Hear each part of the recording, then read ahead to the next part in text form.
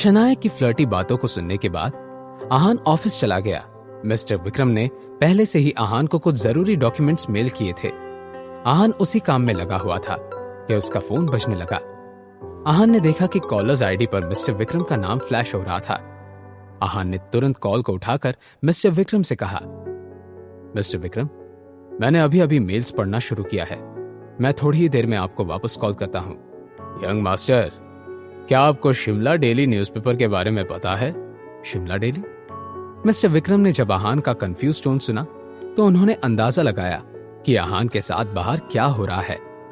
इस सब का कोई आइडिया नहीं होगा उसे। मिस्टर विक्रम ने आहान को उन ऑनलाइन वेबसाइट में पब्लिश हुए आर्टिकल के लिंक भी शेयर कर दी।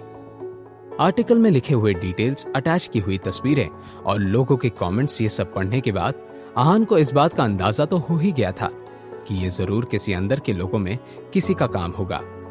मॉम, लगता है आपने मुझे गिल परिवार से निकालने के लिए पूरे शहर में तहलका मचा दिया है। अब देखते हैं ये तमाशा कितनी दूर तक जाता है। यंग मास्टर, मैं खुद इस मामले को संभालने की जिम्मेदारी लेना चाहता हूं। शिमला डेली कोई बड़ा न्यूज़पेपर नहीं है, लेकिन फिर भी इस न्यूज आर्टिकल की वजह से आपकी रेपुटेशन पर बुरा असर पड़ा है। यंग मास्टर, मैं माफी चाहता हूं। मेरे लापरवाह होने की वजह से ये आर्टिकल पब्लिश हुआ है।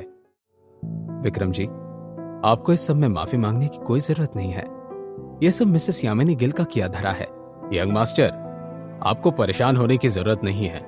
मैं आज ही जाकर शिमला डेली न्यूज़पेपर ब्रांड को खरीद लेता हूं। साथ ही शिमला डेली के उस चीफ एडिटर को मैंने ढूंढ लिया है जिसने उस घटिया और रेपुटेशन बिगाड़ने वाले आर्टिकल को पब्लिश करने की परमिशन दी थी। और अगर आप चाहें तो मैं कार्तिक कोहली के आदमियों को हायर करके उस चीफ एडिटर को अच्छा सबक सिखाता हूं।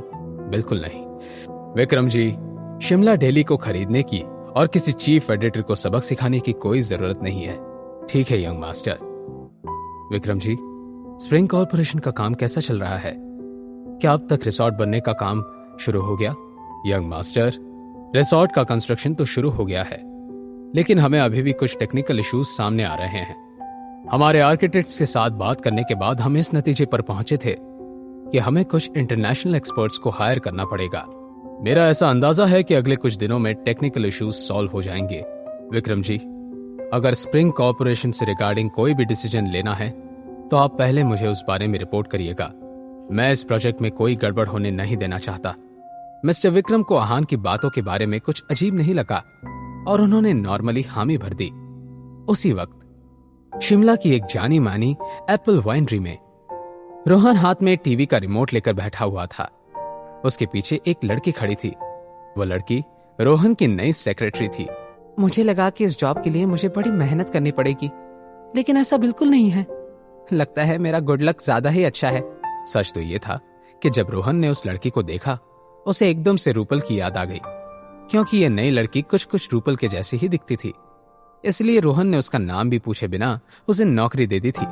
बहुत देर तक कार्टून्स देखकर हंसने के बाद रोहन ने ऑर्डर फैलाते हुए कहा, मेरे लिए एक ग्लास फ्रूट जूस लेकर आओ।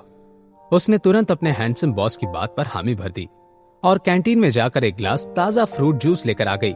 जैसे ही वो नई सेक्रेटरी हाथ में फ्रूट जूस का ग्लास लेकर पकड़कर रोहन के सामने आ गई, रोहन की नजर उस पर पड़ी।